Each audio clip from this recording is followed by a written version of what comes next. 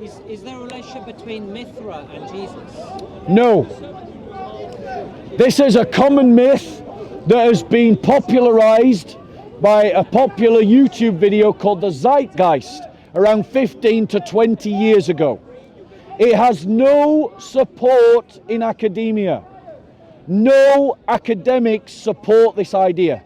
Dr. Mike Lacona and Dr. West Huff have both done studies on these kinds of parallels, and by reading the very materials that are often said, oh, they borrowed from these materials, like the Gilgamesh myth, have found that there's no correlation. The correlations are sparse, sporadic, Can you and name the correlation? so one example, and by the way, I'm taking questions from multiple people. If you want to debate, you have to stand in front of the camera. Okay, all right. All right, come in. Right. All right, okay. So can you list any of the correlations? Yeah. So for example, some of the people try to say that in these ancient tales, you have the hero dying and then rising to new life. Oh, that sounds like Jesus. But if you actually study these stories, like the story of Gilgamesh, which I'm more familiar with, what actually happens is Gilgamesh remains alive and he descends into Hades, the place of the dead. He never actually dies. And then he comes back out with the person that he's rescuing. He never dies. And so the correlation is a mythical one.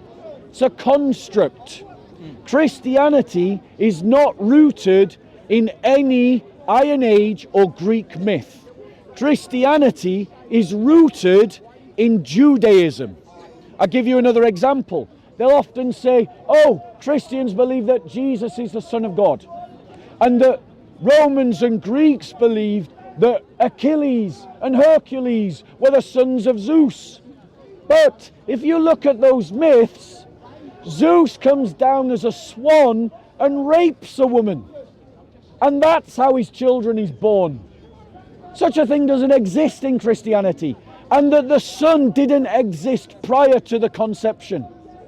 Christianity believes, by contrast, that the eternal Word of God that we see in the Old Testament incarnates as Jesus Christ.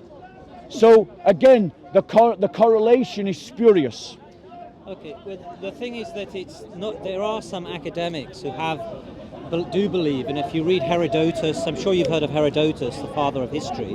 Herodotus describes Syria, and he describes the religion of Syria, and he says that they worship Dionysus. And then when we do the archaeology, by Dionysus he means Mithra.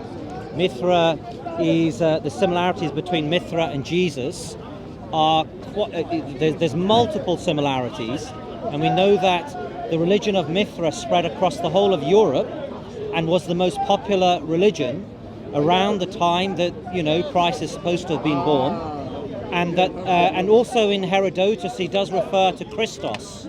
Christos is being referred to, and the cross was was one of the symbols of the Phoenicians. They're also they're all in Syria. All of these people are in Syria. And finally, the final point is that you're talking about it being linked to Judaism. There's even more problems with that. 1,000 more problems as soon as you say that, because the documentary evidence for the existence of the Old Testament prior to 180 BC does not exist. So when Alexander conquered the entire empire that he conquered what we call Israel, or whatever you want to call it, Palestine, Israel.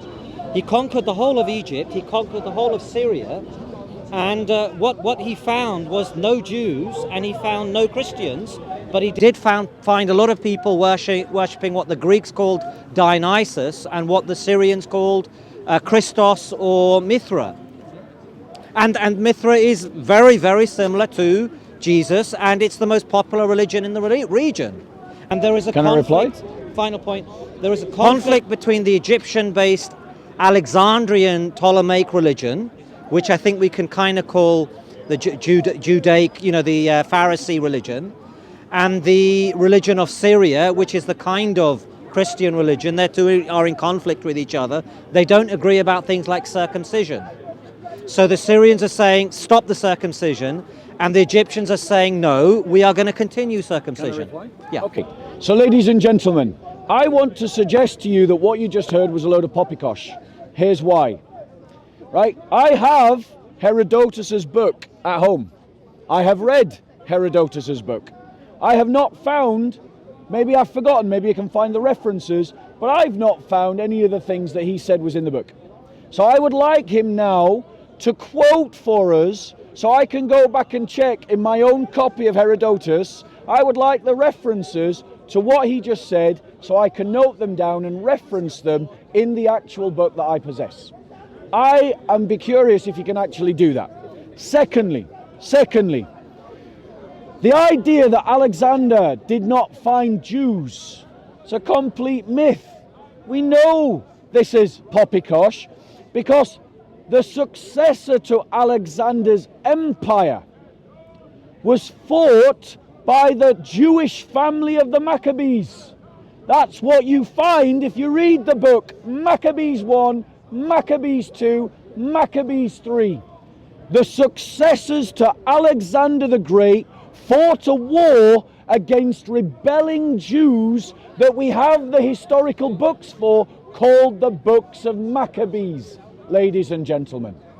Now, if this group had just emerged after Alexander, they would not have been so strong and coordinated to have successfully rebelled.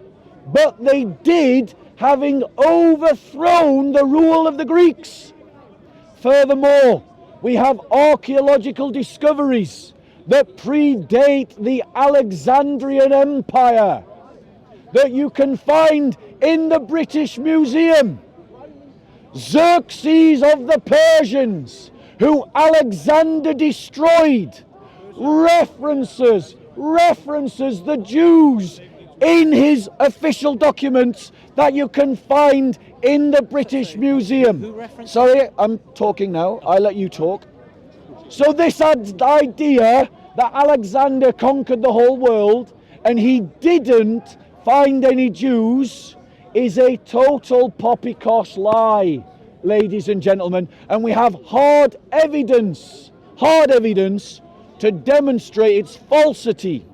If you don't believe me, go and speak to a Persian. They're very proud of Xerxes. Furthermore, ladies and gentlemen, we have archaeological discoveries referencing King David, who is before Alexander the Great.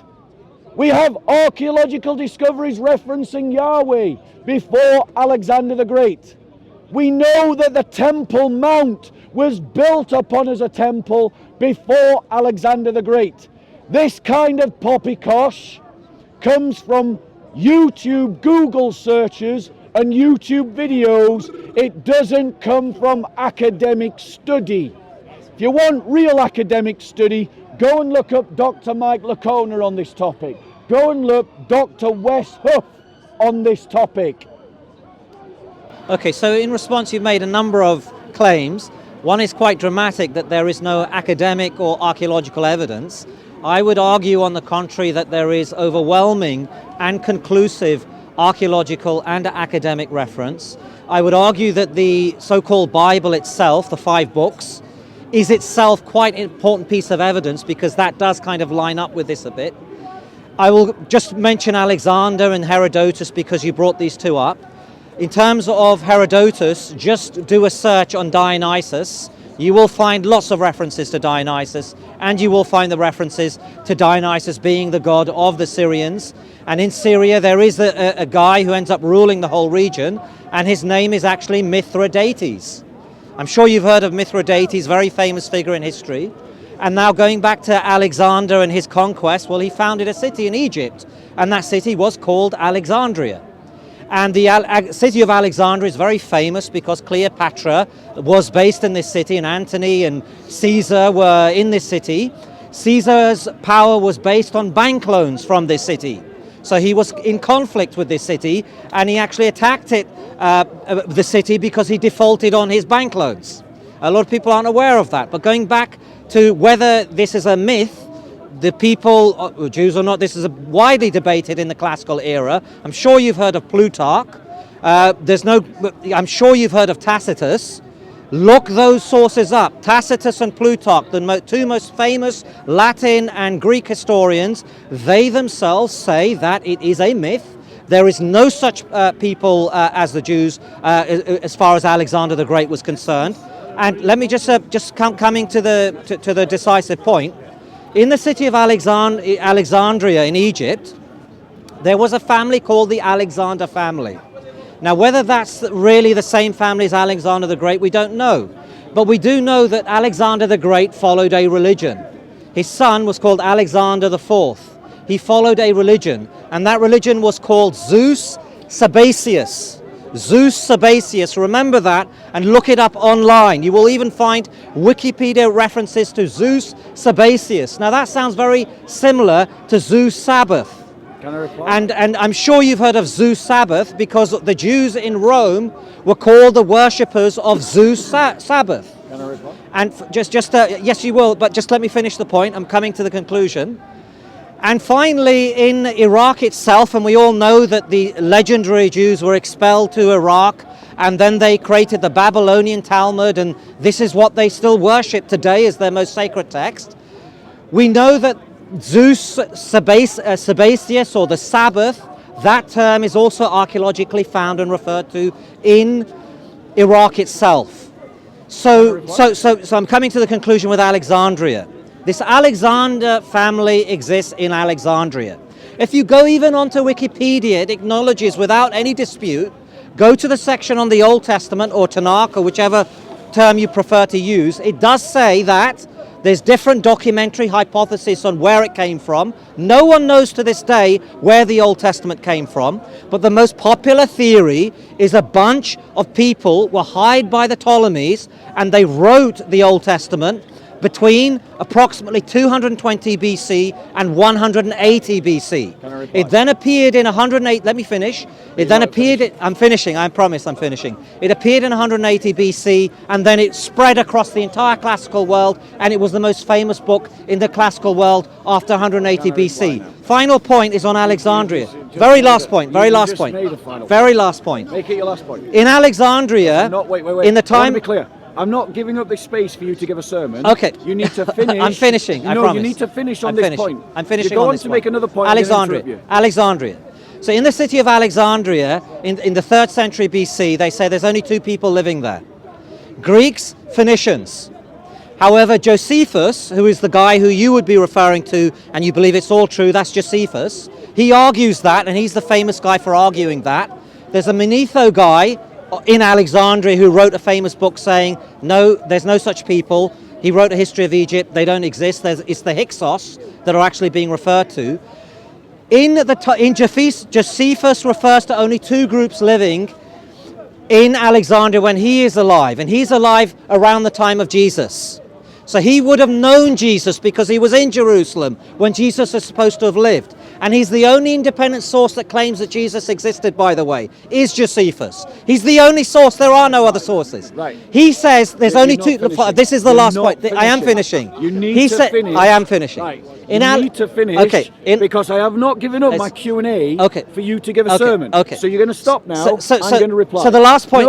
No, you've made your last point. You've made your last point. Okay. You've made your last point. Go on. Guys, ladies and gentlemen, right? To be clear, I've not given up my space for a Q&A so he can give you all a sermon, right? And just stringing together a series of incoherent points is not an argument. But unfortunately, that's what you've just received. You've received word salad, right? Let's get a couple of things factually correct. Firstly, Josephus was a Jew, and he tried to say that the Josephus didn't mention the Jews. Josephus took part in the Jewish rebellion against the Romans in 70 AD. He was captured by Vespasian, and he wrote an apology in terms of the histories to defend the Jews. He cites the existence of Jesus, as does Tacitus, as does Plutarch, as does Suetonius. These are the people, and he's saying that only, I think it was Tacitus, mentions Jesus.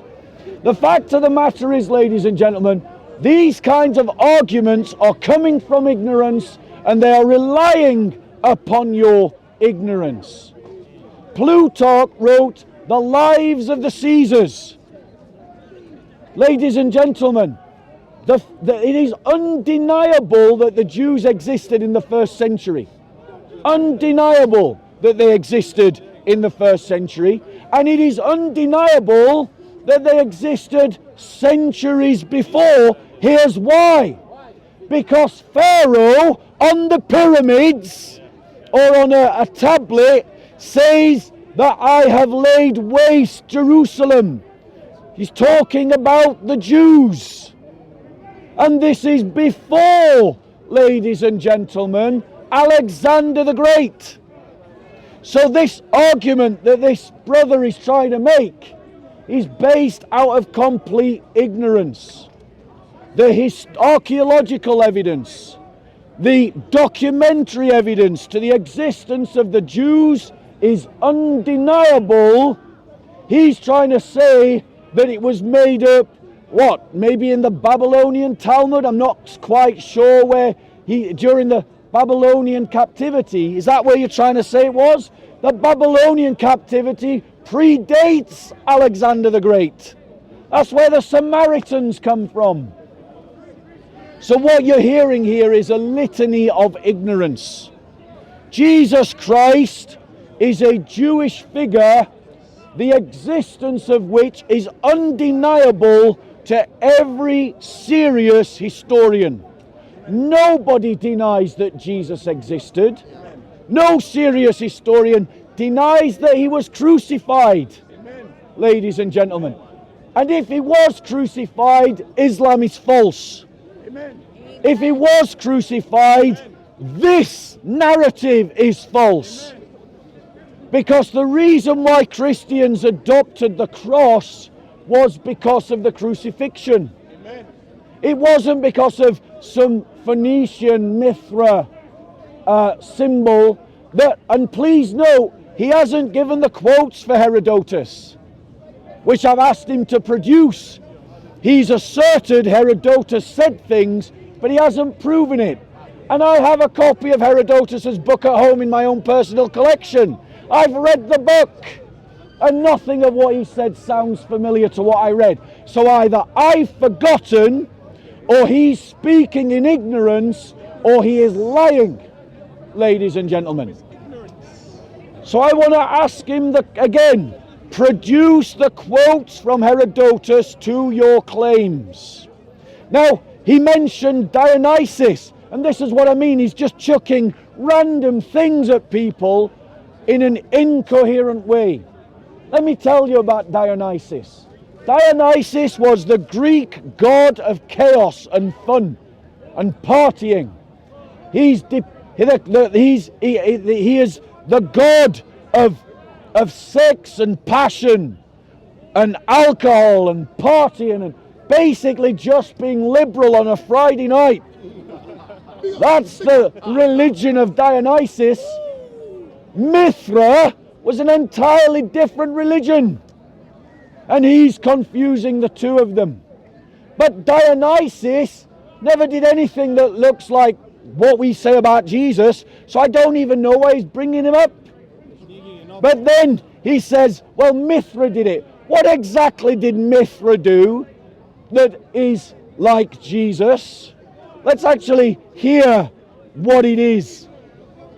He also pointed out, if you don't want me to go on, you don't need to make so many points. How about we restrict it? Do you want to do it timed? Yeah? He also said that there's no evidence of the Bible. Utter rubbish. Before, maybe 200 years before Jesus. Now, let's be clear. The manuscripts upon which the scriptures were written over 2,000 years ago was papyrus. Papyrus is tree leaves. What does organic material do? It rots and decays. we would not expect to see documents in papyri from so long ago. That's not normal. These things decay and die. So of course there is a cut-off point historically at which the physical evidence of the scriptures disappear. But, ladies and gentlemen, the physical practice of Judaism is found in stone. It's found in archaeology in Jerusalem. And that archaeology matches up to what we read in the Old Testament. And that means that even though the paper material might not be there, evidence of its existence is found in stone. And this is what ignorance looks like. Now, I don't know where it's coming from or why it's there, but I just want to warn you that these statements are a soup salad of words, incoherent and unconnected ideas. They're just being chucked at you. It sounds like conspiracy theory madness. So everybody get out your tinfoil hats and let's await the Martian invasion. Okay. Right, can we maybe limit it to 3 points? Okay. Or time it, can we time it to 3 minutes each? Okay, 3 minutes. Wait, let time get set. Okay, so the first point, you made a number of points as well. Since we've got over I'm debating this guy now, bro. Not taking questions. Right, Okay. 3 minutes. Okay, so the first thing is I think it's very important to stay polite because our frame of mind is then more acceptable to learning and listening when it's all very polite, and I'm not insulting you. I hope you're not going to insult me or anybody that wants to know the truth. So in terms of finding out the truth, just to finish the point about Alexandria, Alexandria is a city that you need to look up because a lot of the classical writers said the Alexander family of the city of Alexandria in Egypt were the people that were responsible for producing, paying for, and writing the Old Testament in conjunction with the Ptolemy family. The Ptolemy family, they are the rulers of Egypt. They are the successors to Alexander the Great. Josephus refers to the city of Alexandria in his time, that's 70 AD as you correctly mentioned. He's the only source, not Tacitus, Josephus, who says that a person called Jesus did live. He says that in the city of Alexandria in his time, 70 AD, not 300 BC, there are only 2 groups of people living there then. Greeks and not Phoenicians. Phoenicians don't exist anymore. Nobody's heard of Phoenicians in the 70 AD. The people that he refers to existing in Alexandria then are Greeks and Jews. Half of the population of Alexandria is Greek, the other half is Jews. Whereas if you go back to Alexander's historians, and he has a number of them, they refer to, Arian is the most famous one, he refers to Alexandria being lived in by Greeks and Phoenicians. And what has clearly happened is that the Phoenicians have become the Jews. That's what's happened. It's obvious. Where are the Phoenicians based in? Syria. So there's your Syrian connection. We've talked about Mithridates as well. We can talk about the god Baal. Why are they all linked to this myth of Jews and so on? Because the Persians, as you correctly stated, conquered the entire Middle East. The most famous city that you want to look up is actually Petra. In this city, this was a center of religion, going way back to 2000 BC. In that city, they got rid of their idol worshipping, and they replaced the idols. I'll get him. They replaced the idols with stones, and they began to worship stones. And the inscriptions in the city of Petra, this is also in Jordan, very close to Syria, states that's because they had converted to monotheism because the Zoroastrians were monotheistic.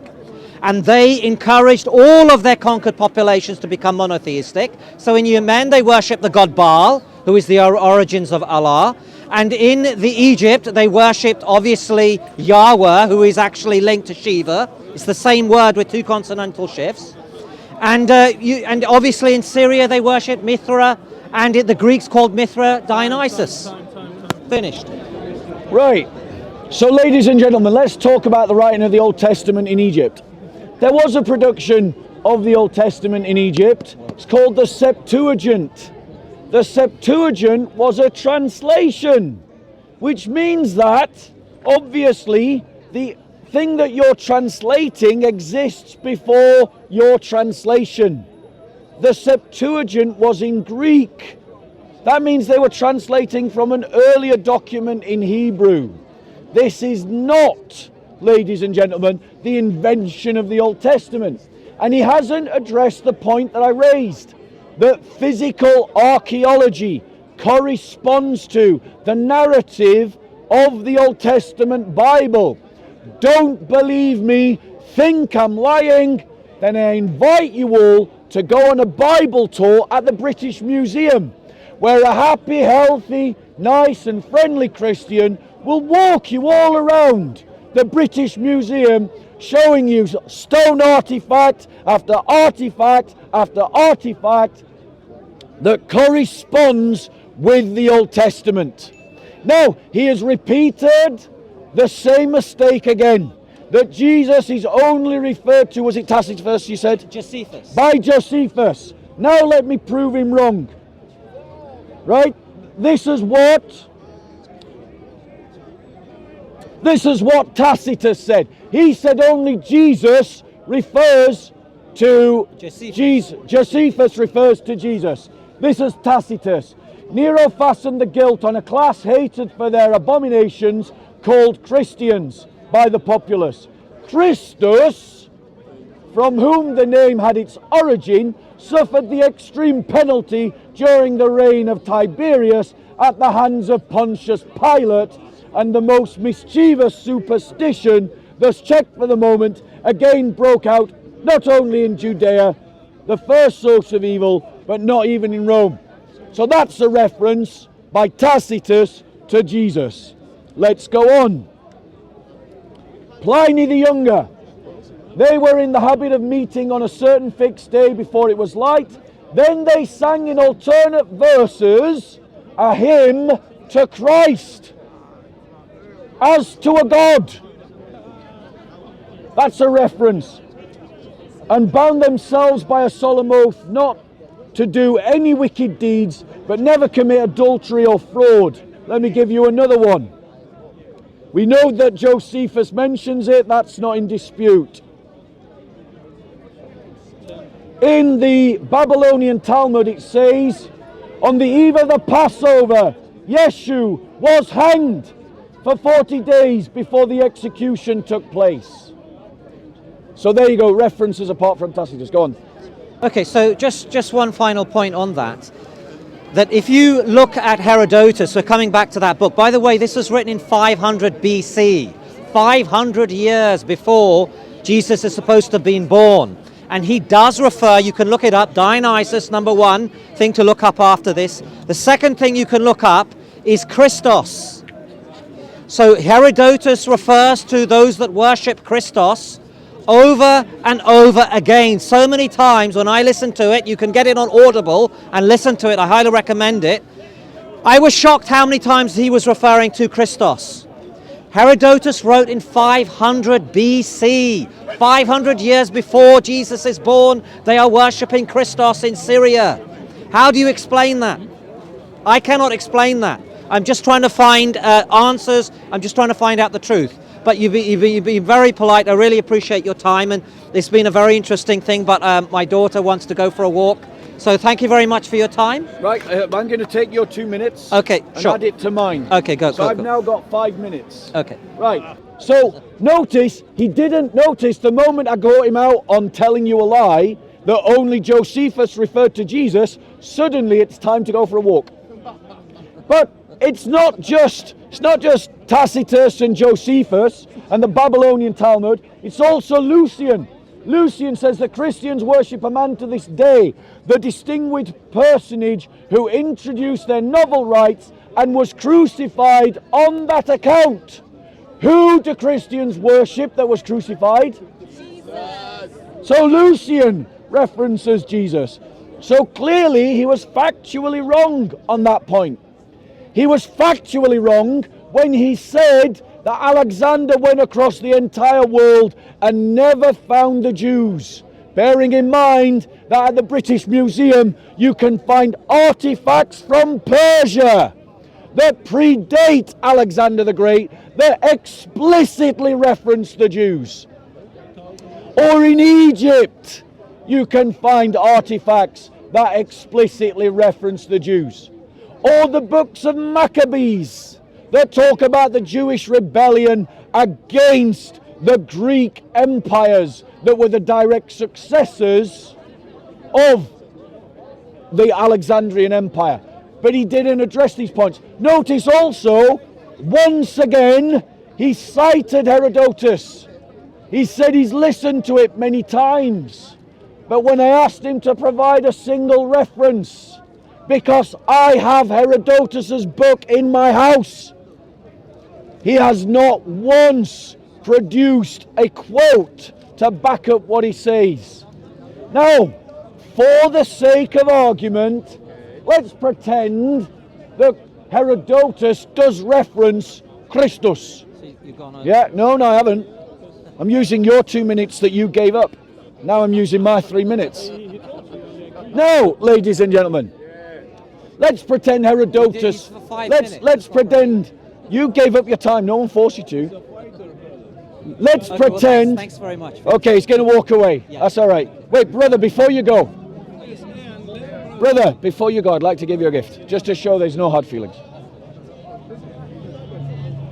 I'll come back and finish my point. I'd like to give you a gift. What's your name? Bill. Bill. And what's your own religion, Bill? Sorry? What's your own religion? I prefer not to say. Right.